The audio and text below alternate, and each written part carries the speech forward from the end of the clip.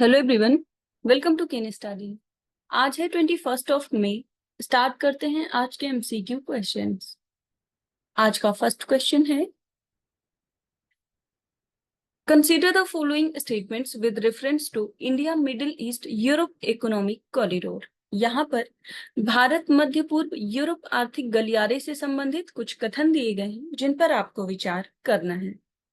First statement है, it aims to create a comprehensive network connecting Central Asia, Russia, and Eastern Europe. And second, in order to promote clean energy, it aims to set up a solar power plants across the corridor. And third, it will improve trade efficiency between the India and Europe by providing alternative to the Suez Canal route. और यहाँ पर आपसे incorrect statement पूछा जा रहा है। आपको बताना है India Middle East Europe economic corridor से संबंधित यहाँ पर कौन से स्टेटमेंट्स इनकरेक्ट हैं। और इस क्वेश्चन में आपका करेक्ट ऑप्शन हो जाएगा ऑप्शन बी। यहाँ पर आपका फर्स्ट और सेकंड जो स्टेटमेंट है वो इनकरेक्ट है, जबकि थर्ड स्टेटमेंट करेक्ट है। आप यहाँ देख सकते हैं, so India Middle East Europe economic corridor focuses on connecting South Asia, the Middle East, and Europe. So it aims to promote clean energy primarily through the establishment of pipelines for clean hydrogen export. And one of the key objectives of IMEC is to improve trade efficiency between India and Europe by offering a faster alternative to the Suez Canal route. So India Middle East Europe economic corridor की बात करें तो ये एक planned economic corridor है जिसका aim है to bolster economic development by fostering connectivity and economic integration between Asia, Persian Gulf and Europe. So इस कॉरिडोर का जो प्रपोज्ड रूट है वो UAE, Saudi Arab, Jordan, Israel, Greece और भारत इन सबको शामिल होते हुए यूरोप को भी जोड़ेगा। बढ़ते हैं नेक्स्ट क्वेश्चन की ओर। Which one of the following instrument can be used to predict and warn about flash floods? यहाँ पर अचानक आने वाली बाढ़ की भविष्यवाणी और चेतावनी देने के लिए निम्नलिखित में से किस उपकरण का प्रयोग किया जा सकता है, ये आपसे पूछा जा रहा है। आपके ऑप्शंस हैं सिस्मोग्राफ्स, डॉपलर रडार, बैरोमीटर्स या फिर एनेमोमीटर्स।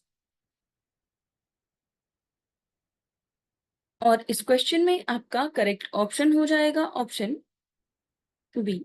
सो इसमें जो यूज किया जाता है उपकरण वो हो सकता है डॉपलर रडार।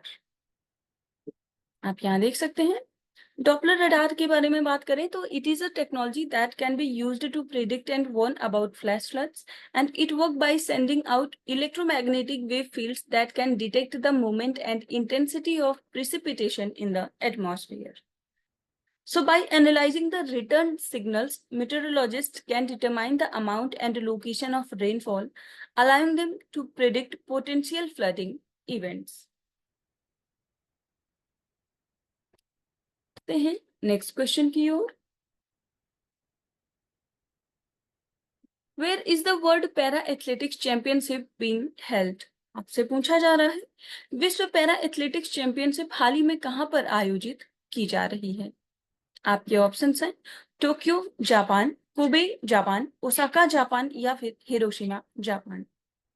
यहाँ पर सारे ही ऑप्शंस जापान के हैं। आपको बताना है कि जापान के किस शहर में विश्व पैरा एथलेटिक्स चैंपियनशिप का आयोजन किया जा रहा है।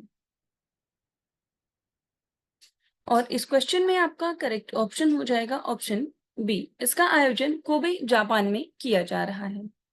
आप यहाँ देख सकते हैं, so the world para athletics championship are currently being held in Kobe Japan and this location was highlighted during the event where Indian athletes Nishad Kumar and Preetipal won medals. So Kobe is serving as the venue where Nishat Kumar secured a silver medal in the men's T47 high jump and Pritipal won a bronze in 200 meters. So the championship is an international event that sees participation from athletes from around the world, and the event in Kobe marks an important gathering for athletes with disabilities to compete at the highest levels in track and fields. So world para athletics championship को IPC athletics world championship भी कहा जाता है और पहली बार इसका आयोजन किया गया था 1994 में इन बर्लिन, जर्मनी। बढ़ते हैं नेक्स्ट क्वेश्चन की ओर। Consider the following statements about International Telecommunication Union. यहाँ पर अंतरराष्ट्रीय दूरसंचार संघ से संबंधित कुछ कथन दिए गए हैं जिन पर आपको विचार करना है। फर्स्ट स्टेटमेंट है, it is the United Nations specialized agency, and second, it is the oldest of the UN's 15 specialized agencies.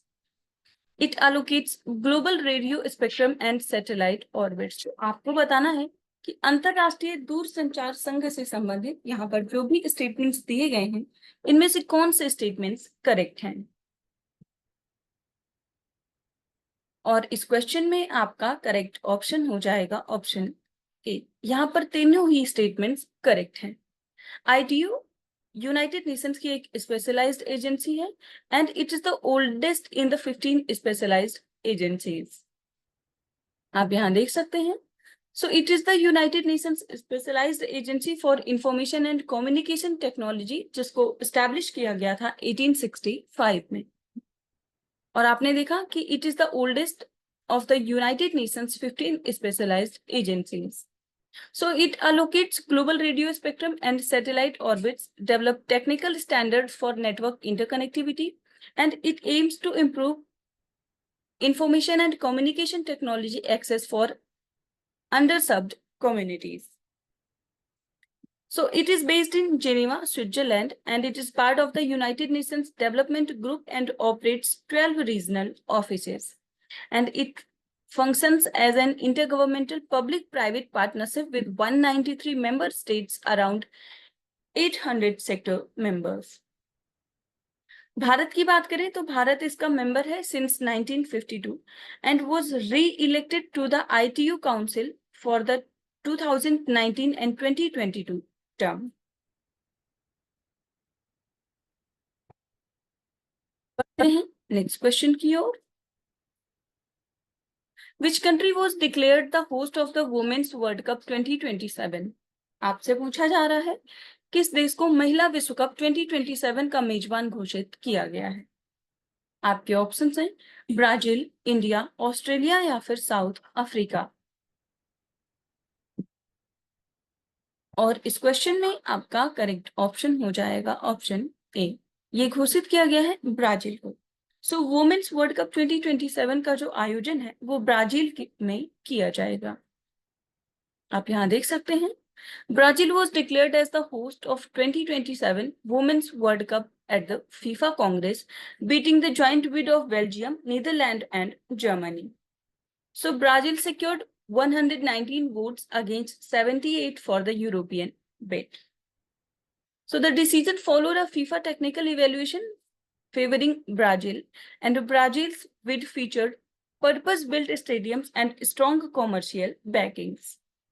So the US and Mexico had withdrawn their joint bid to focus on the 2031 tournament. तो अभी हाल में अगर देखा जाए तो 2027 में women's FIFA world cup का जो आयोजन है इसका आयोजन ब्राजील में किया जाएगा। वर्तमान समय में फीफा के प्रेसिडेंट हैं गियानी इन्फेंटिनो। बढ़ते हैं नेक्स्ट क्वेश्चन की ओर। Consider the following statements. यहाँ पर कुछ कथन दिए गए हैं जिन पर आपको विचार करना है। फर्स्ट स्टेटमेंट है LUPEX is a joint mission between ISRO and NASA.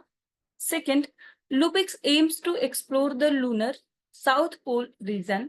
Third, one of the primary objective of the LUPEX is to search for water ice on the moon. And fourth, Lupix will use only Indian technology and hardware for its lander. आपको बताना है कि Lupix mission से संबंधित यहाँ पर कौन से स्टेटमेंट्स करेक्ट हैं। और इस क्वेश्चन में आपका करेक्ट ऑप्शन हो जाएगा ऑप्शन बी। आपका सेकंड और थर्ड स्टेटमेंट करेक्ट है कि Lupix जो मिशन है इसका एम है to explore the lunar south pole region और इसका ऑब्जेक्टिव है वहां पे सर्च करना वाटर और आइस। आप यहाँ देख सकते हैं।